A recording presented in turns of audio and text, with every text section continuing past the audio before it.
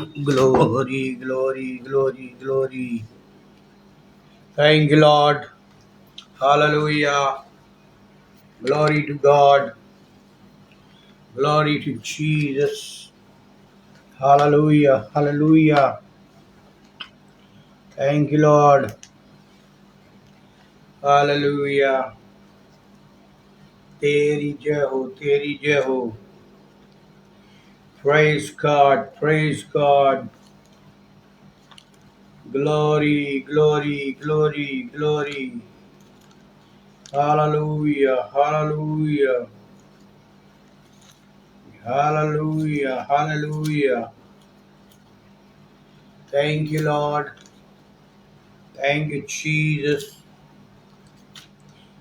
You are the King of Kings, Lord of Lords. Hallelujah. Glory, glory, glory. Thank you, Jesus. Thank you, Jesus. Hallelujah. Hallelujah. Glory to God. Glory to God. Hallelujah.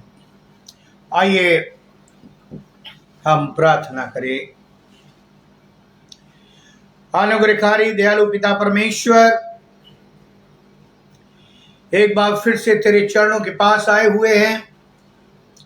धन्यवाद देते हैं संध्या की बेला में जो तूने हम सबों को दी है, जो ऑनलाइन से जुड़े हुए हैं, ताकि प्रभु जी हम तेरे वचन में से पढ़े, तेरी आत्मा की अगुवाई में से सीखे और उस पर चलने वाले हो सके. हम यदि प्रार्थना करते हमारे हृदयों को खोल दीजिए, मनों को खोल दीजिए, हमारी बुद्धियों को खोल दीजिए, ताकि हम तेरी गूढ़ बातों को ठीक ठीक समझ सकें और प्रभु जी उस पर चलने की चेष्टा कर सके.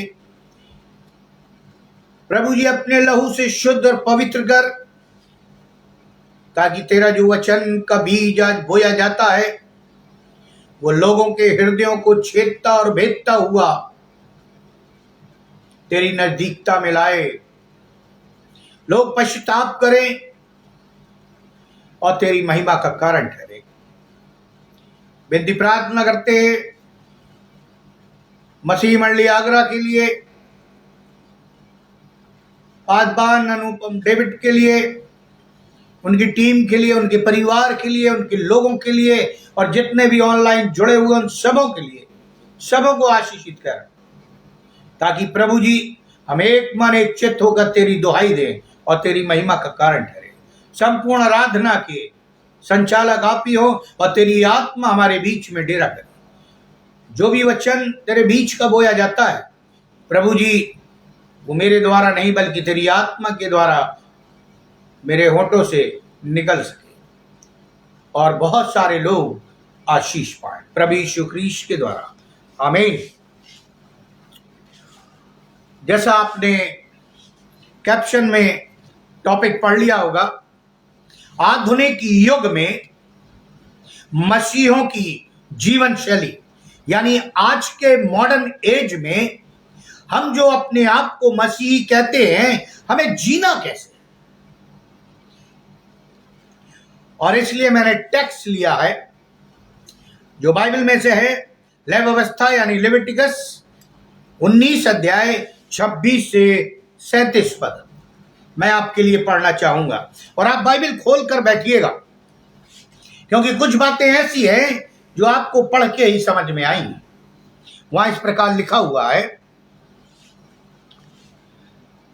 तुम लहू लगा हुआ कुछ मांस न खाना और न टोना करना और न शुभ अशुभ मुहूर्त को मानना, अपने सिर में घेरा रखकर न मुंडवाना और न अपने गाल के बालों को मुंडवाना, मुर्दों के कारण अपने शरीर को बिल्कुल न चीरना और न उसमें छाप लगाना.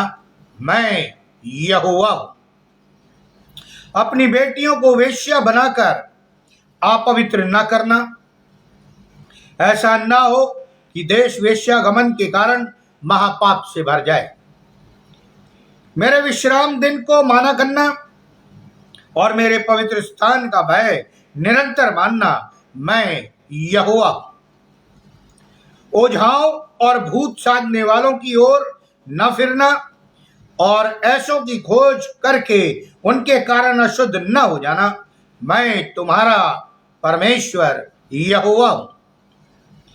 पके बाल वालों के सामने उठ खड़े होना और बूढ़ों का आदर करना और अपने परमेश्वर का भय निरंतर मानना, मैं यहोवा हूं। यदि कोई परदेशी तुम्हारे देश में तुम्हारे संग रहे तो उसको दुख न देना। जो परदेशी तुम्हारे संग रहे वो तुम्हारे लिए देशी के समान हो और उससे अपने ही समान प्रेम रखना, क्योंकि तुम भी मिस्र देश में परदेशी थे। मैं तुम्हारा परमेश्वर यहोवा हूं। तुम न्याय में और परिणाम में और तौल में और नाप में और कुटिलता न करना। सच्चा तराजू, धर्म के बटखरे, सच्चा एपा और धर्म का हीन तुम्हारे पास रहे। मैं तुम्हारा वो परमेश्वर यहोवा हूं जो तुमको मिस्र देश से निकाल ले आया। इसलिए तुम मेरी सब विधियों और सब नियमों को मानते हुए निरंतर पालन करो। मैं यहोवा हूं। ये आज मैंने टेक्स्ट लिया है और फिर आपको टॉपिक बता दूं। आधुनिक युग में, जो हम इस युग में जी रहे, मॉडर्न एज में जी रहे, आधुनिक युग में मसीहों की जीवन शैली, हम कैसा जीवन जी रहे। एक तरफ हम कहते हैं हम अंत के समय में चल रहे हैं। हम ऐसे देश में रहते हैं जहां की संस्कृति, जहां के रीति रिवाज, जहां की परंपराएं आदि अन्य गैर मसीह यानी धार्मिक मान्यताओं से प्रभावित। इन सब का प्रभाव अधिकांश सभी लोगों एवं मतावलियों एवं स्पष्ट दृष्टिगोचर होता। बतौर उदाहरण मैं बता दूं, कई लोग आज भी, आज के जमाने में, मैं मसीहों की बात कर रहा हूं, गैर मसीहों की नहीं, आज भी काला टीका लगा लो ऐसी बात करते हैं। फटा जूता गाड़ी में या घर में टांग लो या हांडी काली टांग लो, नजर नहीं लगेगी।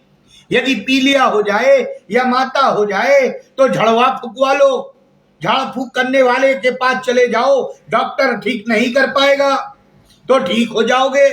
छींक आ जाए तो अशुभ है। भरा घड़ा यदि तुम देख लो सुबह सुबह तो शुभ है। काली बिल्ली रास्ता काट जाए तो अशुभ है, आदि आदि आदि। हर एक कदम पर कुछ ना कुछ अंधविश्वास है। अब मैं आपको चुनौती दे रहा हूं।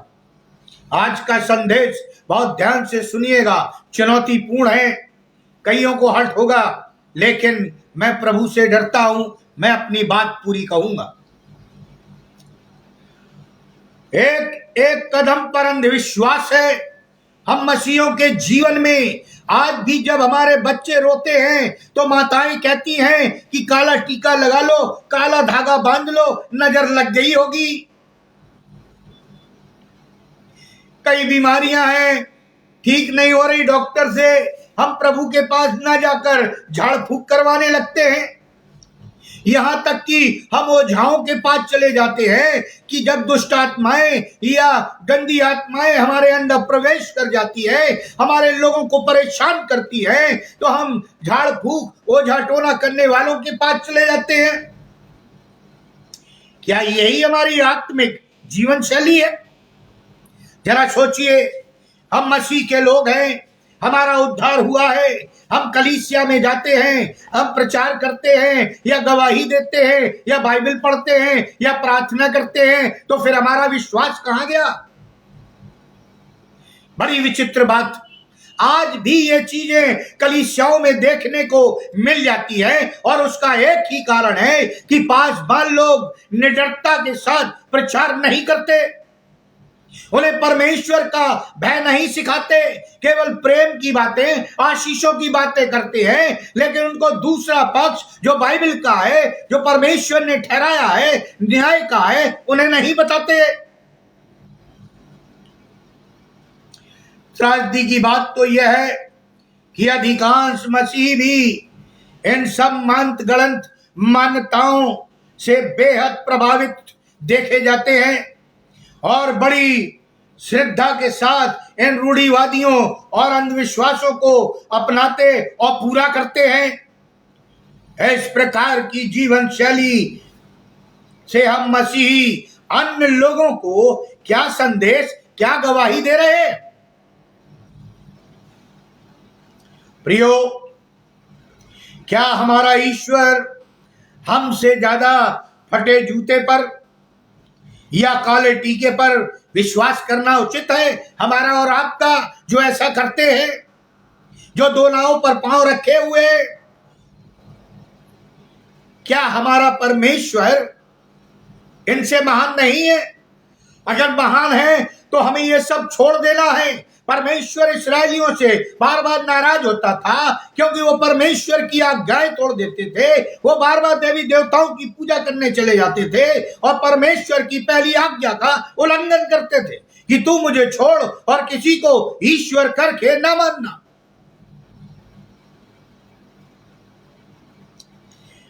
क्या हमें भी अन्यों की तरह समझौतावादी लोग हो जाना चाहिए? मैं कलीसिया के लोगों की बात कर रहा हूं, मैं मसीहों की बात कर रहा हूं, मैं उनकी बात कर रहा हूं जो चर्च जाते हैं, प्रभु भोज लेते हैं, नाना प्रकार के कलीसिया के कार्यक्रमों में अगुवाई करते हैं, लंबी लंबी प्रार्थनाओं को करते हैं, बाइबलों को पढ़ते हैं, लेकिन उनकी जीवन शैली क्या प्रभु को ग्रहण करने योग्य है? क्या दूसरों में और हम में कोई भिन्नता नहीं है या दिखनी नहीं चाहिए? अक्सर देखा जाता है कि हम मसीही की शिक्षाओं से ज्यादा भीड़ के प्रचलन को महत्व देते हैं। भीड़ के जिस पे सारे लोग जा रहे हैं। प्रभु यीशु मसीह ने क्या कहा? एक सकरा मार्ग है, एक चौड़ा मार्ग है, और जो ऐसे काम करते हैं वे चौड़े मार्ग की ओर जा रहे हैं। कुछ क्षणों का आनंद है, कुछ क्षणों की अनुभूति है, और फिर वो नरक के द्वार में घुस रहे, प्रवेश कर रहे हैं। ये बातें तत्व को प्रकट करती है प्रियो कि या तो हम बाइबल के निर्देशों से अनजान हैं और या फिर हमारा मसीही चरित्र ही इतना दृढ़ और मजबूत नहीं है कि हम इन बातों का विरोध करके परमेश्वर के मापदंडों पर स्थिर रहे। हमारे अंदर इतनी हिम्मत नहीं है, डरपोक है हम।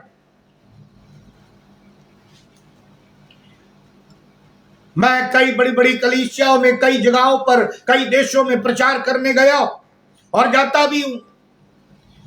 प्रियो, आज कई पासबान लोग मसीही शिक्षा को देने से डरते हैं, शायद इसलिए कि उनका स्वार्थ का हनन हो जाएगा। परमेश्वर से नहीं डरते,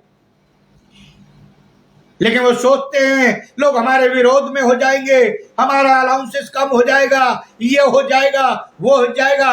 बाइबल कहती है परख कर देखो यहोवा कैसा भला। अभागा है वो मनुष्य जो मनुष्य पर भरोसा रखता।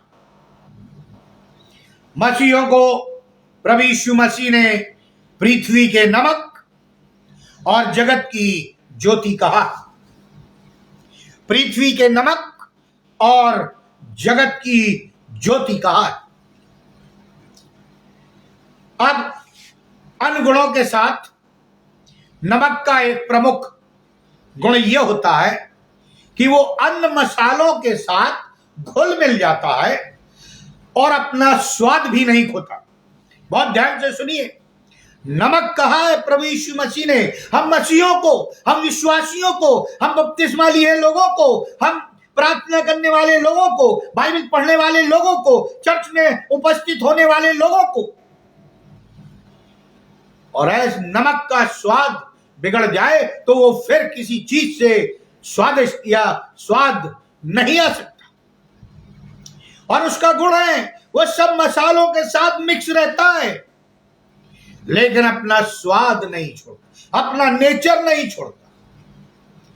उसकी थोड़ी सी मात्रा भोजन को स्वादिष्ट बना देती है और उसकी अनुपस्थिति में भोजन फीका लगने लगता है। चाहे आप कितना मसाला डाल दीजिए, कितना भून लीजिए, कितना टेस्टी बना लीजिए, बिगर नमक के आपके खाने में टेस्ट नहीं आएगा। प्रियो, उसी प्रकार एक छोटा सा दीपक, तुम जगत की ज्योति हो, एक छोटा सा दीपक भी गहन अंधकार में अलग दिखाई देता है। अंधेरा उसे छिपा नहीं सकता। वह इतना सक्षम होता है कि अंधेरा उससे चला जाता है। आज हमारा जीवन कैसा है? आज हम आधुनिक युग में जी रहे हैं, कंप्यूटराइज एज में जी रहे हैं। हमारी मान्यताएं क्या है, हमारी विषमताएं क्या है, हमारा विश्वास क्या है, हमारा उद्देश्य क्या है, और हम कर क्या रहे हैं? आज इस समझौतावादी जीवन शैली को अपनाने से अधिकांश मसीह अपनी पहचान खोते जा रहे। मैं अभी आगे आपको बताऊंगा। तो फिर दूसरों को प्रभावित करने का प्रश्न ही नहीं उठता। यदि आज मसीह हम में नहीं झलकता या हम उसके पद चिन्हों पर नहीं चलते, तो हमारी गवाही नहीं है, एक ढोंग है। वर्तमान में प्रियो, एक बड़ी प्रचलित कहावत सुनने में आती, अब कट्टरपंथी होना या होकर जीना असंभव। बहुत ध्यान से सुनिएगा, आपके मन में भी यही प्रश्न उठना होगा कि पादरी साहब कैसी बात करते हैं, गवर्नमेंट नए नए कानून लेकर आ रही है, हम कैसे प्रचार करें, हम कैसे लोगों को प्रभु यीशु मसीह के बारे में बताएं? बाइबल में उसका नियम दिया हुआ, कैसे करना है। समझौतावाद के द्वारा ही लोकप्रियता हासिल की जा सकती है, या हम लोकप्रिय हो सकते हैं, पर पद उन्नति को प्राप्त कर सकते हैं, नाना प्रकार की चीजें कर सकते हैं, यानी हम अपॉर्चुनिस्ट है, समझौतावादी है। और मैंने आपको पहले भी बताया, बाइबल में समझौता वर्ड नहीं है, कहीं भी नहीं है। आप उत्पत्ति से लेकर प्रकाशित वाक्य तक पढ़ लीजिए। और इसलिए मसीहों का चरित्र समझौतावादी नहीं होना चाहिए संसार के साथ। यदि आपको समझौता करना है तो उस क्रूस की कथा से करिए। यदि आपको समझौता करना है तो प्रभु यीशु मसीह के जीवन से करिए। यदि आपको समझौता करना है तो पवित्र आत्मा की अगुवाई में करिए। यदि आपको समझौता करना है तो पवित्र वचन से करिए, जो उसमें नियम दिए गए हैं। बाइबल में ऐसे बहुत से चरित्रों के उदाहरण हमें देखने को मिलते हैं, जिन्होंने गैर मसीही जीवन शैली नहीं अपनाई। प्रियो, अभी समय आने वाला है, लिखा है बाइबल में भी लिखा है, मत्ती 24 अध्याय और लूका 21-22 अध्याय पढ़ लेना। आपको मालूम होगा कि अंत के समय में क्या क्या होगा। लड़ाइयां होंगी, ये छोटी बात है।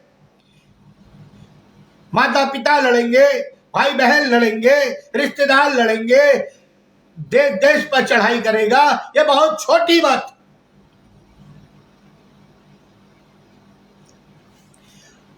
प्रियो, हमारे जीवन शैली जब हम ही परमेश्वर के योग नहीं रहेंगे तो हम गवाही क्या देंगे, स्वर्ग क्या जाएंगे?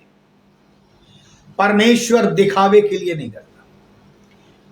टॉपिक बड़ा है, मैं जल्दी जल्दी चलूंगा ताकि मैं उसे समय पर खत्म कर सकूं। जिन्होंने परमेश्वर के बताए गए निर्देशों, मापदंडों, मूल्यों से समझौता नहीं किया, वे लोग पीढ़ियों के लिए आदर्श बन गए। और यदि हम समझौतावादी हैं तो हम आदर्श नहीं है। हम और आप अन्य जातियों के लिए और परमेश्वर के राज के लिए ठोकर का कारण। मैं आपको ले चलता हूं दानियल की तरफ। दानियल का उदाहरण हम देखते हैं। जब वो गुलाम बनकर उसे बाबुल ले जाया गया, तब वो मात्र 14 और 15 साल का नवयुवक। उसे अपना देश अपनी संस्कृति, अपने धर्म के लोगों को छोड़कर विदेश जाना पड़ा, जहां सब कुछ भिन्न था, यानी परिस्थितियां दानियल के विरोध में थी। सांसारिक रूप से देखें तो सभी परिस्थितियां असामान्य और विषम थी दानियल के लिए, परंतु उसके मन में दृढ़ निश्चय था। क्या उद्देश्य था उसका? कि वो ईश्वरों के मूल्यों का सांसारिक मूल्यों के साथ समझौता नहीं करेगा। क्या ऐसा निर्णय हम और आप ले सकते हैं? क्या प्रभु के लोग ऐसा निर्णय ले सकते हैं? कलीसिया के लोग ऐसा निर्णय ले सकते हैं? नहीं करेगा। उसने ये भी ठान रखा था कि ना केवल वो समझौता करेगा प्रियो, बल्कि वो कहता है समझौते के साथ साथ उसने ये भी कहा कि परमेश्वर के मूल्यों की निर्भीकता पूर्वक अपने जीवन से उन्हें दूसरों को प्रकट करेगा। दूसरों को अपने जीवन से प्रकट करेगा। क्या ऐसा निर्णय हम ले सकते हैं? इसलिए उसने राजा का भोजन खाने से इनकार किया। इस इनकार का कारण भी प्रियो उसने बड़ी बेबाकी के साथ प्रकट किया। बेबाकी का मतलब दिलेरी के साथ डरते और कांपते नहीं सारे सर्विस नो। लिखा डरपोक स्वर्ग के राज में प्रवेश नहीं करेंगे। वो डरा नहीं। राजा का भोजन ग्रहण करने से उसने कहा एक हो जा, मैं अपवित्र हो जाऊंगा। और उसने क्यों ऐसा कहा? यदि आप इतिहास पढ़े, बाइबल इतिहास, उस समय राजा के भोजन का मांस पहले देवी देवताओं को चढ़ाया जाता था, अर्पित किया जाता था, जिसे ना ग्रहण करने के लिए परमेश्वर ने व्यवस्था की पुस्तक में निर्देश दिए थे। और दानियल उस व्यवस्था की पुस्तक को मानता था, उस पर विश्वास करता था, अपने यहोवा पर विश्वास करता था, और उसे मालूम था यदि वो खा लेगा, यदि वो पी लेगा, तो परमेश्वर की पहली आज्ञा उसके जीवन से तोड़ दी जाएगी। और अदन की वाटिका में ही ये तोड़ दी गई थी। और आज परमेश्वर चाहता है हर एक मसीही इस आज्ञा को थामे रहे, क्योंकि शैतान नहीं चाहता कि तुम यानी मैं और आप एक जीवित परमेश्वर की उपासना करें। वो चाहता है अनगिनत ईश्वरों की उपासना करें। और मैं उसमें से ही आपको जल्दी जल्दी 3 बातें बताना चाहता हूं, जिससे हमारी जीवन शैली हम सुधार सकते। आपको मालूम है, यदि आप परमेश्वर की आज्ञा तोड़ते हैं, परमेश्वर के से नियम से प्रार्थना नहीं करते, नियम से कलीसिया में नहीं जाते, नियम से बाइबल नहीं पढ़ते, तो आप आत्मिक व्यभिचार करते। आगे बताता हूं। पहली बात, दानियल के जीवन से ही हम सीखना चाहते हैं कि वो निर्देशों और मापदंडों पर सीधे सीधे चलने से ही मजबूत और दृढ़ मसीही चरित्र उत्पन्न होता है, जो मसीह की दृढ़ गवाही बनता है, यानी बाइबल वचन पर चलने पर। अब सवाल पैदा हो गया, हम जब वचन ही नहीं पढ़ते तो हम चलेंगे क्या? जब हमें मालूम ही नहीं है तो हम कैसे चलेंगे? आज हर कोई ऐसे व्यक्ति का आदर करता है जिसके कुछ ठोस और अच्छे नैतिक सिद्धांत, ठोस और अच्छे नैतिक सिद्धांत। जो लोग बात बात पर समझौता कर लेते हैं, उनको समझौतावादी, मौका परस्त या लचीले व्यक्ति की संज्ञा दी जाती है। ऐसे लोगों की बातों पर कोई भरोसा नहीं किया जा सकता। समझौता। समझौता का मतलब है जब दो पक्षों में झगड़ा होता है तो दोनों को बैठाकर समझाया जाता है और शर्त लागू की जाती है और दोनों ही उस शर्त का पालन करते हैं, उसे समझौता कहते हैं। तो यहां तो लिखा है परमेश्वर के वचन में तेरी हां की हां और तेरी ना की ना रहे।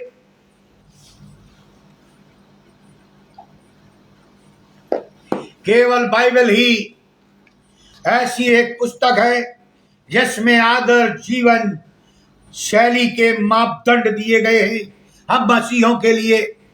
आप पढ़िएगा 18 अध्याय 19 अध्याय लय व्यवस्था का, वहां आपको मालूम हो जाएगा कि आप क्या करना है और क्या नहीं करना है, संसार में अच्छा क्या है और बुरा क्या है, परमेश्वर को क्या अच्छा लगता है और नहीं लगता है।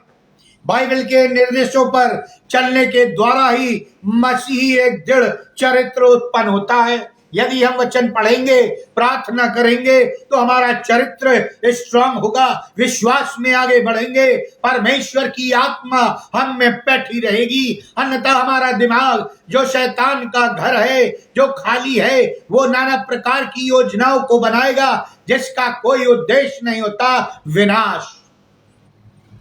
लिखा घमंड हमें विनाश की ओर ले जाता। दानियल ने गुलाम के रूप में होकर भी राजा का भोजन स्वीकार नहीं किया, यानी अस्वीकार कर दिया।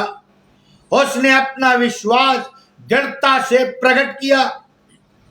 इसके लिए वो गिड़गिड़ाया नहीं, कुड़कुड़ाया नहीं, हाथ पांव नहीं जोड़े, किसी प्रकार की क्षमा याचना नहीं की, ना ही कोई बहानेबाजी की, ना ही अपनी बात को घुमा फिराकर राजनीति की तौर पर कहने की कोशिश की, बल्कि उसने स्पष्ट कहा मैं राजा का भोजन खाकर अपवित्र हो जाऊंगा, इसलिए मुझे साग पात दिया जाए और मुझे पानी पिलाए।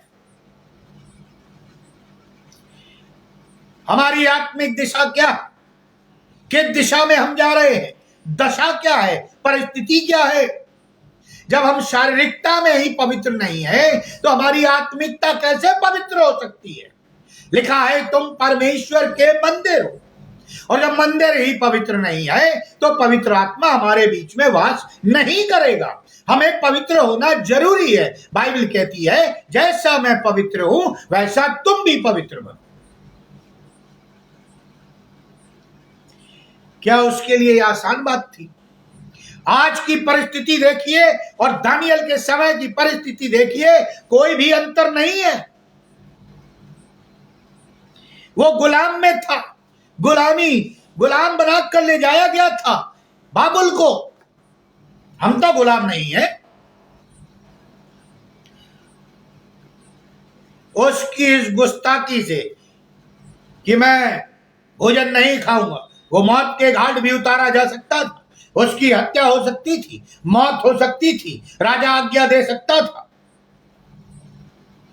परमेश्वर को हां कहना और संसार के हाकिम या राजा को न कहना ना तो तब आसान था और ना ही आज आसान है। फिर सुन लीजिए, ना उस समय आसान था और ना ही आज आसान है।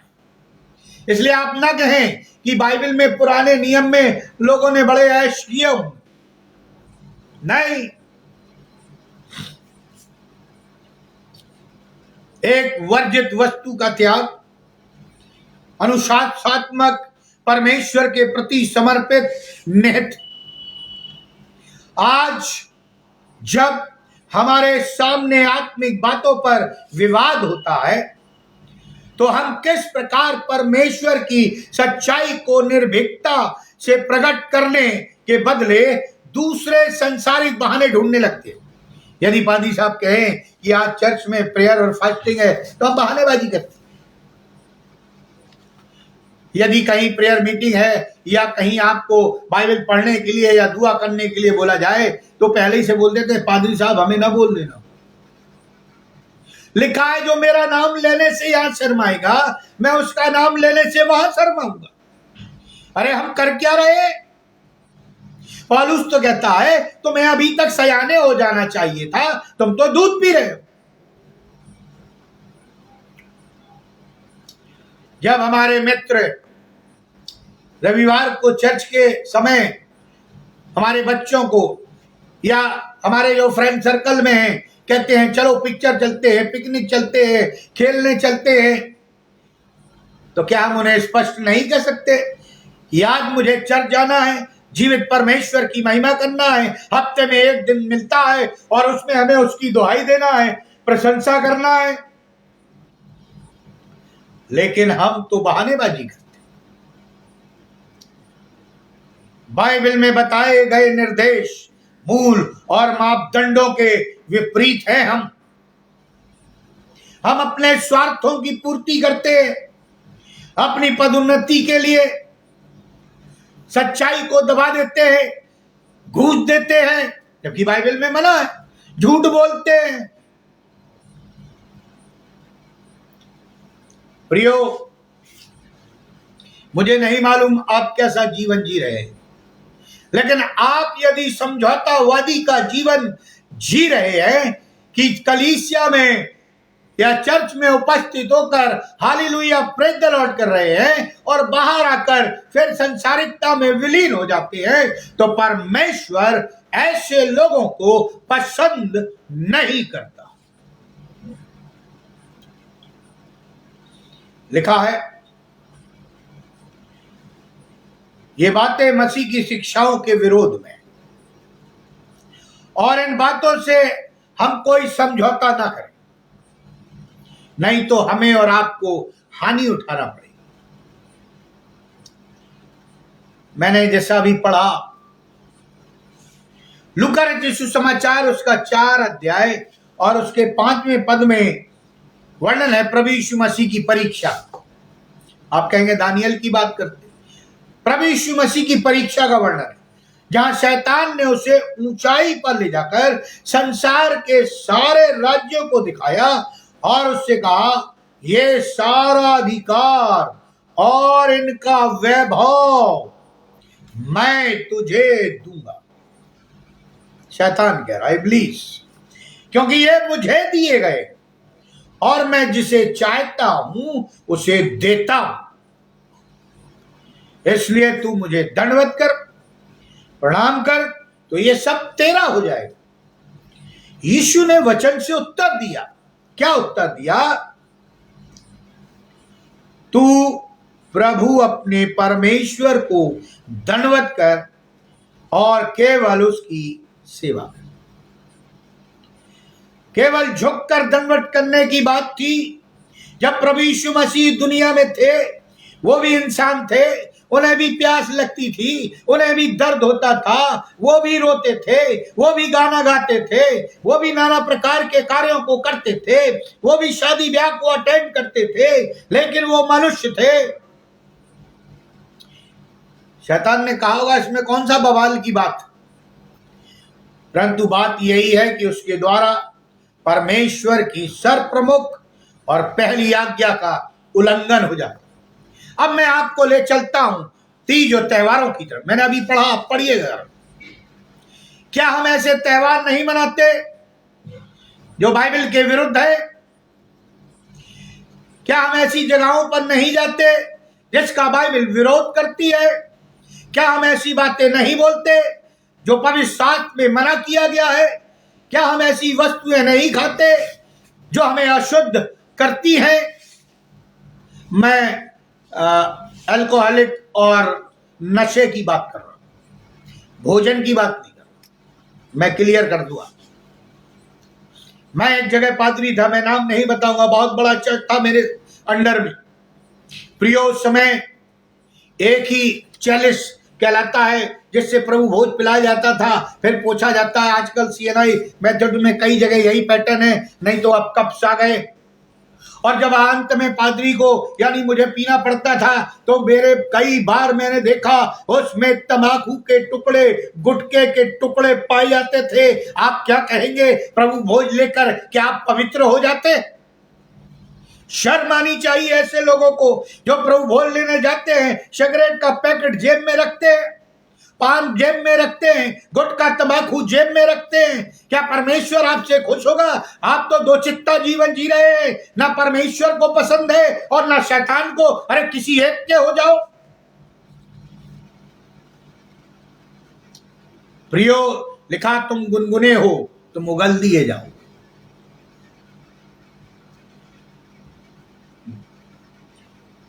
इसलिए पहली आज्ञा का उल्लंघन हो जाता। हम भी कई बार पहली आज्ञा का उल्लंघन करते। यदि हम ओझाओं के पास जाते, यदि हम काला धागा बांधते, ताबीज बांधते, काला टीका लगाते, नाना प्रकार के धटकर्म करते, शुभ अशुभ मानते।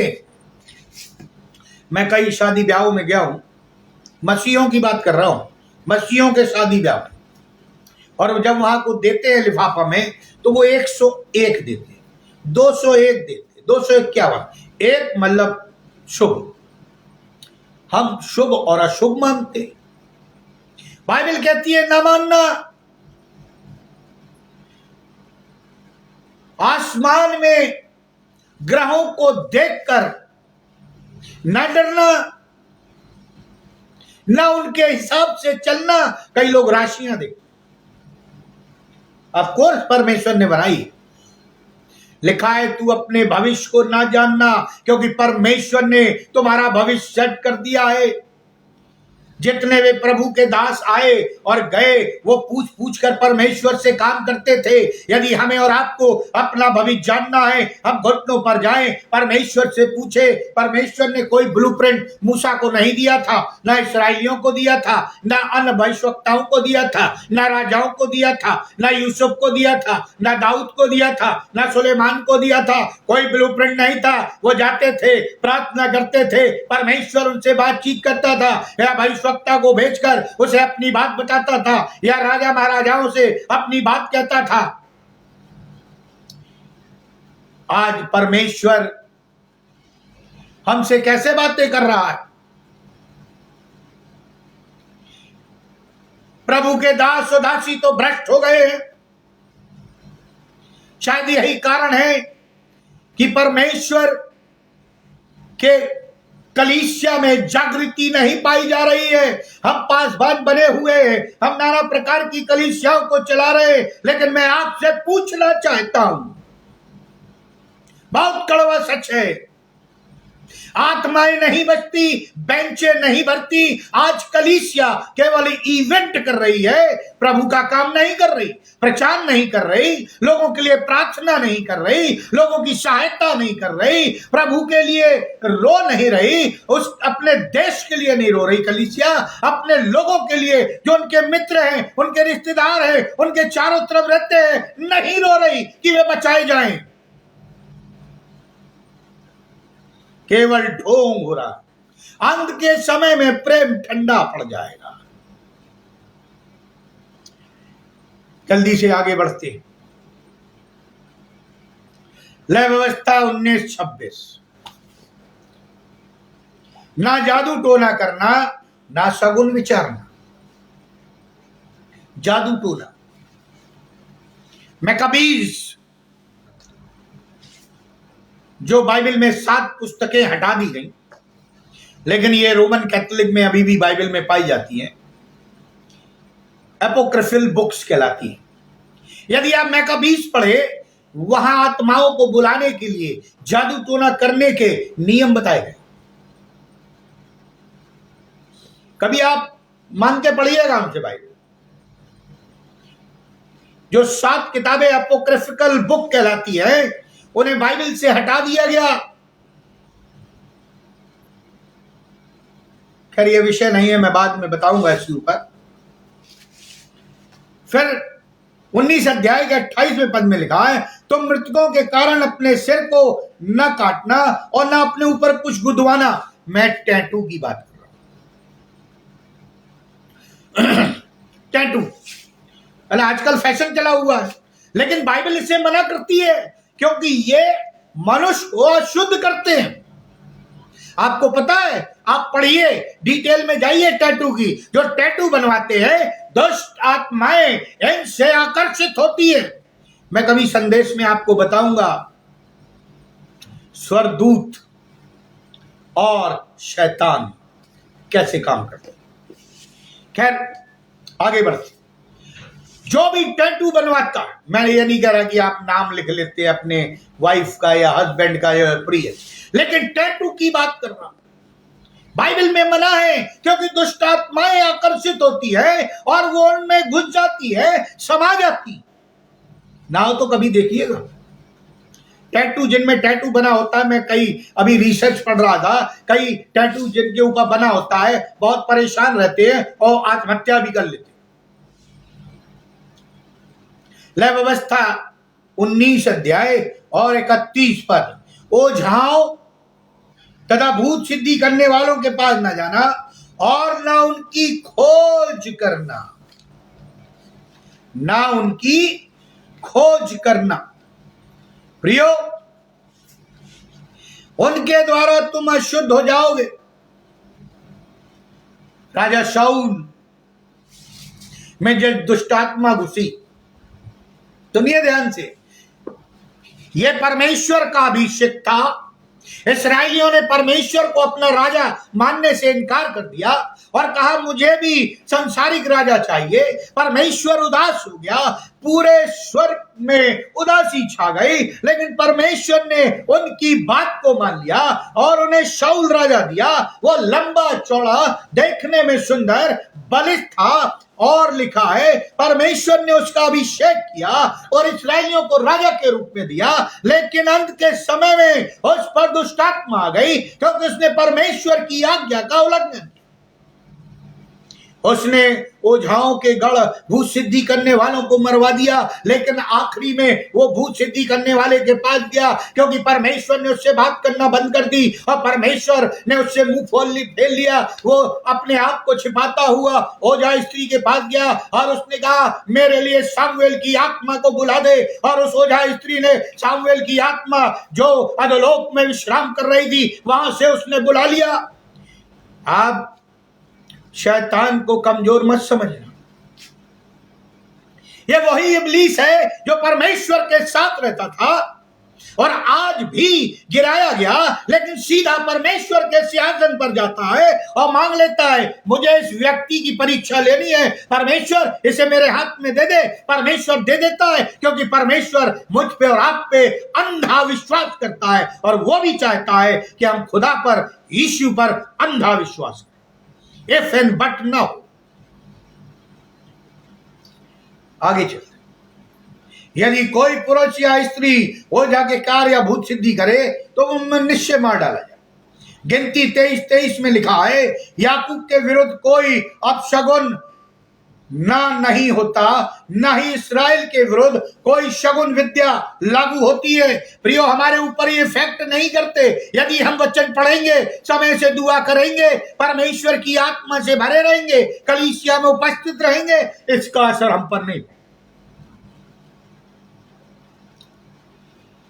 व्यवस्था विवरण 7 अध्याय 26 पद में लिखा है तू किसी घृणित वस्तु को अपने घर में ना लाना और ना उसके सामने शापित बन जाना, तो उसका पूर्णता बहिष्कार करना और उससे पूर्णता घृणा करना, क्योंकि वो शापित है।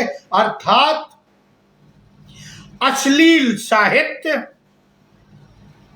मूवी, शराब, सिगरेट, तंबाकू, अन्याय से अर्जित की हुई संपत्ति, पोर्न, लेस्बियन, गे, ये सब मना है बाइबल दिया। 18 अध्याय 19 अध्याय पढ़िएगा, लय व्यवस्था का सारे पाप बताए गए जो आज संसार में फूट फूट कर निकल रहे हैं, यूट्यूब पर तैर रहे हैं, नाना प्रकार से फेसबुक पर तैर रहे हैं, लोग देखकर बड़ा मजा ले रहे हैं। बाइबल कहती है ऐसा ना करना, लेकिन आज तो हमारी कलीसियाओं में ही व्यभिचार है। आत्मिक व्यभिचार छोड़ दीजिए, संसारिक व्यभिचार है। आत्मिक व्यभिचार तो हम करते ही आ रहे, उल्लंघन कर रहे परमेश्वर के। आपको मालूम है कलीसिया परमेश्वर की दुल्हन है, यदि वो पवित्र नहीं है यानी हम और आप व्यभिचारी, आत्मिक व्यभिचारी।